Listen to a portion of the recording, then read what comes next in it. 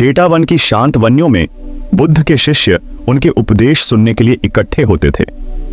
उनमें से एक युवा सन्यासी था जिसका नाम आनंद था, जिन्हें उनकी उत्कृष्ट जिज्ञासा और जिज्ञासु प्रकृति के लिए जाना जाता था।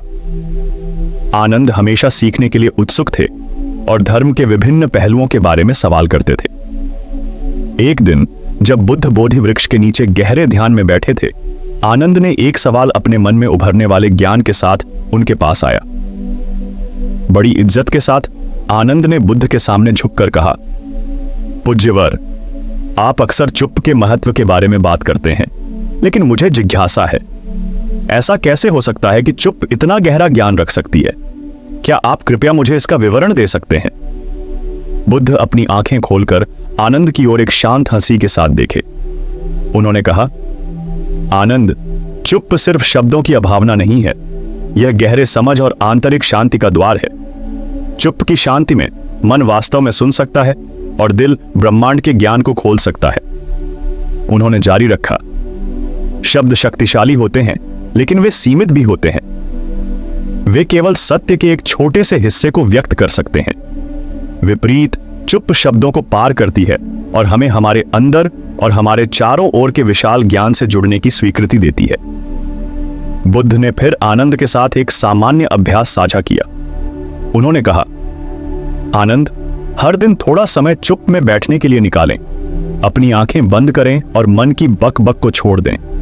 उन विचारों का अवलोकन करें जब वे आते हैं और जाते हैं, जैसे कि आसमान में बादलों की तरह। इस तरीके से आप सब कुछ की अनित्यता और दुनिया के शोर के पार मौजूद शांति के अंदर की दृष्टि प्राप्त करेंगे। आनंद बुद्ध के मार्गदर्शन का अनुसरण करते थे। प्रारंभ में उनके लिए यह कठिन था, क्योंकि उनका मन हमेशा गतिविधि और सवालों के साथ जुड़ा रहता था। लेकिन दिन दर दिन, हफ्तों और फिर महीनों में बदलते हुए आनंद ने चुप के गहरे लाभों का अनुभव किया। शांति और स्पष्टता की भावना मिली जो पहले उनके लिए संभावना थी। उन्होंने प्राकृतिक जगत और ब्रह्मांड के साथ गहरा जुड़ाव महसूस किया, जैसे कि वे ब्रह्मांड की छवियों की बातचीत सुन सकते हैं। एक दिन जब आनंद ध्यान में बैठे थे, उन्हें एक गहरी दृढ़ता की समझ आई। उन्होंने समझ लिया कि चुप शब्दों की अभावना नहीं है, बल्कि यह एक गहरे वास्तविकता की उपस्थिति है। चुप के विशाल समय में उन्होंने अपने मन के लिए वर्षों से उन्हें परेशान करने वाले सवालों के जवाब पाए। आनंद ने बुद्ध के पास वापस जाकर अपने नए ज्ञान से चमकती हुई आंखों के साथ कहा, पूज्यवर, मुझे अब चुप का गहरा सबक समझ में आ गया है। यह खाली नहीं है, यह ब्रह्मांड के ज्ञान से भरपूर है। चुप में मैंने वो सवालों के जवाब पाए हैं जिन्हें मैंने कैसे पूछने के तरीके को नहीं जानता था।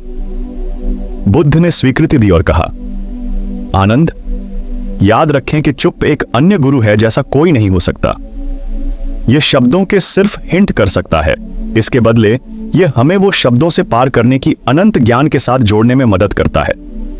चुप को ग्रहण करके आप आंतरिक शांति और अमोल ज्ञान को विकसित कर सकते हैं। उस दिन के बाद आनंद ने अपनी चुप की प्रैक्टिस को जारी रखा, जैसे कि वो दुनिया से भागने का माध्यम नहीं, बल्कि अस्तित्व के रहस्यों में और आध्यात्मिक विकास के लिए अपने आत्मा के अंदर और उसके चारों ओर के तथ्यों में गहरा जाने का तरीका सिखाया। उसका सफर हमें याद दिलाता है कि भाग्य के बीच, संदेह और चौकस के बीच अक्सर हमारे अंदर हमें वो उत्तर पाते हैं जो हम खोज रहे हैं। आत्मविश्वास और आंतरिक समझ के माध्यम से हम सवालों को पार कर सकते हैं और अपने जीवन की दिशा को प्रकाशित करने के लिए अपने मार्ग को जारी रख सकते हैं।